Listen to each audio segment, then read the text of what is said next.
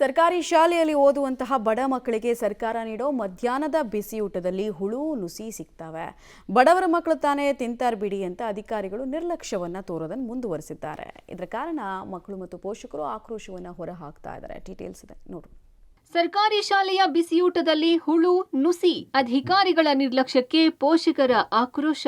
ಶಾಲೆಯ ಶಿಕ್ಷಕರಿಗೆ ಪೋಷಕರ ತರಾಟೆ. ಹೀಗೆ ಊಟದ ತಟ್ಟೆಯಲ್ಲಿ ಹುಳು, ಗೋಧಿಯಲ್ಲಿರೋ ಮಣ್ಣು, ತೊಗರಿ ಬೇಳೆಯಲ್ಲಿರೋ ನುಸಿಗಳನ್ನ ತೋರಿಸ್ತಾ ಇರೋ ಮಕ್ಕಳು. ಇನ್ನೊಂದೆಡೆ ಶಾಲೆಯ ಶಿಕ್ಷಕರನ್ನ ತರಾಟೆಗೆ ತೆಗೆದುಕೊಂಡಿರೋ ಪೋಷಕರು.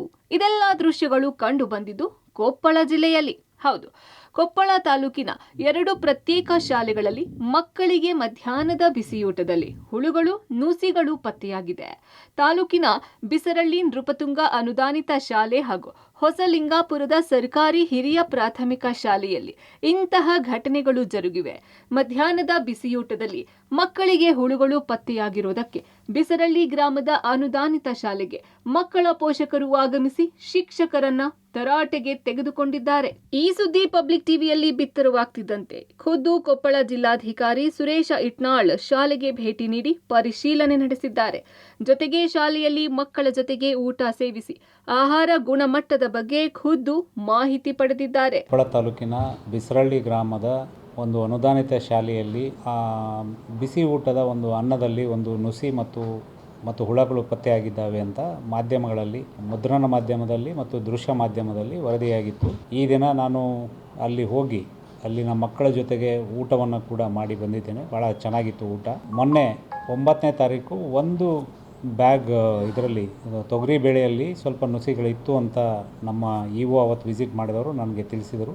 ಅದರ ಮೇರೆಗೆ ಅವರು ಯಾರು ಬಿಸಿ ಊಟದವರು ಕೆಲಸ ಮಾಡ್ತಿದ್ರು ಅವ್ರ ಮೇಲೆ ಕ್ರಮ ಆಗಿ ಅವ್ರನ್ನ ತೆಗೆದು ಹಾಕಿದ್ದಾರೆ ಮ್ಯಾನೇಜ್ಮೆಂಟ್ನವರು. ಬಟ್ ಈ ರೀತಿ ಪುನರಾವರ್ತನೆ ಆಗದೇ ಇರೋ ರೀತಿ ಎಲ್ಲ ಕಡೆಗೂ ಕೂಡ ಕಟ್ಟುನಿಟ್ಟಿನ ಕ್ರಮವನ್ನು ತೆಗೆದುಕೊಳ್ಳೋದಕ್ಕೆ ಈಗಾಗಲೇ ನಾವು BO ಅವರಿಗೆ, DDP ಅವರಿಗೆ ಮತ್ತು ಬಿಸಿ ಊಟದ ಇತರೆ ಅಧಿಕಾರಿಗಳಿಗೆ ನಿರ್ದೇಶನವನ್ನು ನೀಡಿದ್ದೀವಿ. ಇನ್ನು ಹೊಸಲಿಂಗಾಪುರ ಗ್ರಾಮದ ಸರ್ಕಾರಿ ಶಾಲೆಯಲ್ಲೂ ಇಂಥದ್ದೇ ಘಟನೆ ನಡೆದಿದ್ದು ವಿಡಿಯೋ ವೈರಲ್ ಆಗಿತ್ತು. ಈ ಹಿನ್ನೆಲೆ ಆಹಾರ ಇಲಾಖೆ ಅಧಿಕಾರಿಗಳು ಹೊಸಲಿಂಗಾಪುರ ಸರ್ಕಾರಿ ಶಾಲೆಗೆ ಆಗಮಿಸಿ ಪರಿಶೀಲನೆ ನಡೆಸಿದ್ರು.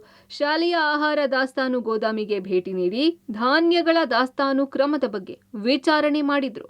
ಜೊತೆಗೆ ಮಕ್ಕಳ ಆಹಾರ ತಯಾರಿಕೆಗೆ ಬಳಸುವ ಅಕ್ಕಿ, ಗೋಧಿ, ತೊಗರಿ ಬೇಳೆಗಳ ಸ್ಯಾಂಪಲ್ ತೆಗೆದುಕೊಂಡಿದ್ದಾರೆ. ಇದು ಮೀಡಿಯಾದೊಳಗ ಒಂದು ವರದಿ ಬಂದಿತ್ತು, ಬಿಸಿ ಊಟದೊಳಗ ಹುಳಗಳು ಬಂದಿದಾವಂತ. ಅದಕ್ಕೆ ನಾವು ಅದು ವಿಸಿಟ್ ಮಾಡ್ಲಿಕ್ಕೆ ಬಂದಿದ್ವಿ. ಅದು ನೋಡಿದಾಗ ನಾವು ಮೊದಲು ಅಲ್ಲಿ ಗೋಡೌನ್ನಲ್ಲಿ ಈಗಾಗಲೇ ನಾವು ಸ್ಯಾಂಪಲ್ ಕಲೆಕ್ಟ್ ಮಾಡ್ಕೊಂಡಿವಿ.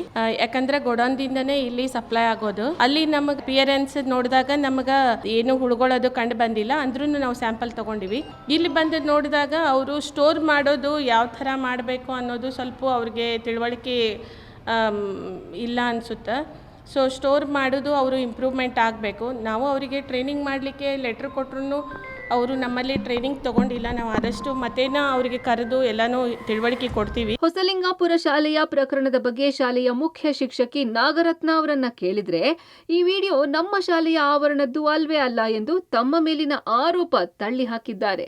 ಈ ಬಗ್ಗೆ ಜಿಲ್ಲಾಧಿಕಾರಿಗಳು ಕೂಡ ಗಂಭೀರವಾಗಿ ಪರಿಗಣಿಸಿದ್ದು ಕಿಡಿಗೇಡಿಗಳು ಉದ್ದೇಶಪೂರ್ವಕವಾಗಿ ಮಾಡಿದ್ದಾರೆ, ತನಿಖೆಗೆ ಸೂಚಿಸಿದ್ದೇನೆ ಎಂದಿದ್ದಾರೆ. ಆದರೆ ಜಿಲ್ಲೆಯಲ್ಲಿ ಬಿಸಿಯೂಟದ ಅವ್ಯವಸ್ಥೆ ಅಲ್ಲಲ್ಲಿ ಇರೋದಂತೂ ಸತ್ಯ.